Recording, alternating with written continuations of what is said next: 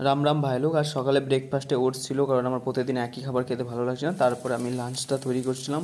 রান্নাটা করার পরে আমি বেরিয়ে পড়েছিলাম অফিসের জন্য। তারপর দেখি রাস্তাতে কিছু কুকুর এখানে মিটিং করছে। মিটিং করার পর একটা ছেলে এর কানের পাশে খুব জোরে বেরিয়ে গেলো গাড়িটা নিয়ে। তারপর অফিস ঢুকে আমি বুঝতে পারছিলাম এবার কী গাছ।